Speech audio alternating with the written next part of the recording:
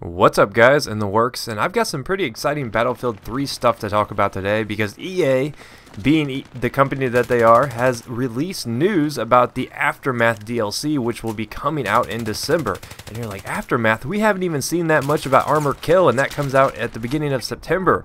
Why on earth would they be talking about Aftermath? Well, you know, companies always got to think ahead, so they're getting the hype machine started for the Aftermath DLC, and we don't really know anything about this up until this new press release. Well, it turns out that this DLC sounds like it's going to be pretty exciting. You know, I thought I was pretty excited for Armored Kill. I may be a little bit more excited for Aftermath because this sounds pretty awesome. So it takes place in a ravaged area of Tehran after an earthquake, and they're promising that the land formations in this game are going to, or this expansion, are going to be really important.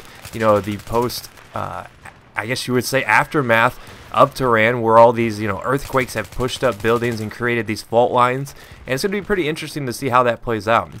Now, they also said they're going to be introducing 4 or 5 new vehicles in this expansion that are going to be heavily modified civilian and military vehicles. So I'm interested to see what that is. If it is maybe like pickup trucks with like machine guns in the back or something like that, because you did see a little bit of that in the campaign, so I would imagine that wouldn't be super hard to implement into the core game. So I'm curious to see what they do with that.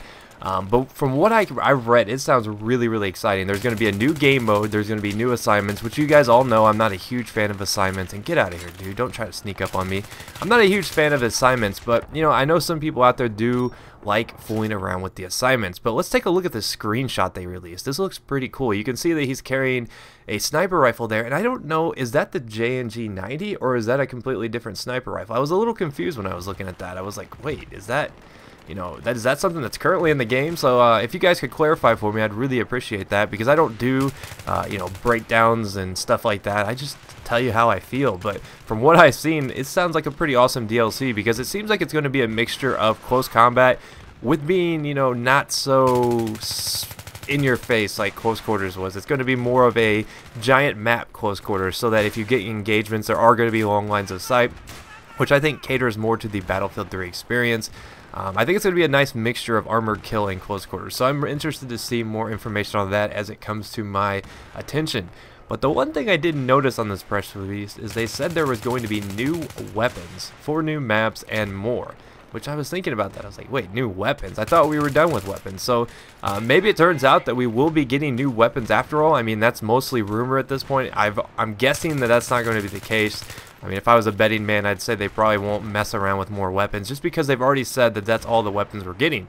But the press release does say that we get new weapons. So if that comes to, you know, be the way it is, I'm going to be pretty excited, because I always love to get new weapons. In fact, it's my favorite part of expansions. That's my only real regret about Armored Kill, is that we won't be getting any weapons with that. We're only going to be getting the new vehicles, but that's okay, because, you know, we got new weapons with Close Quarters, and DICE has been spoiling us with all these new weapons to fool around with. So I'd be really excited if they decided to include some weapons in the Aftermath DLC, because I think it'll keep Battlefield 3 fresh, because, you know, some people are saying it's getting a little stale.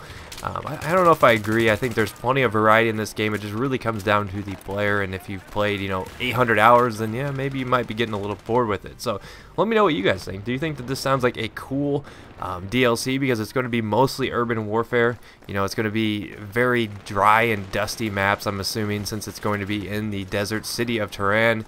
I'm just interested to see how they kind of bring in a new game mode, because the last new game mode they brought in wasn't a huge fan of. You guys all know I'm not a Conquest Domination guy. I was not a fan of that map, and that's what you see me playing right here, I believe. Either that or TDM. Look at all the C4 all over the place.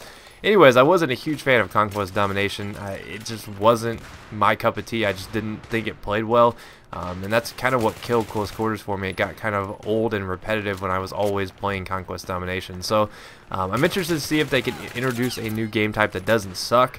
I think that would be key to making this DLC last a little bit longer than Close Quarters did, because you can't really play Close Quarters in anything other than Conquest Domination. So it's like, you know, if you don't like the game mode, you're not going to like the game, you know, you're not going to like Close Quarters at all. So let me know what you guys think. Are you excited for this DLC? I know that we haven't even got Armored Kill yet, but something to think about, and I'll see you guys next time.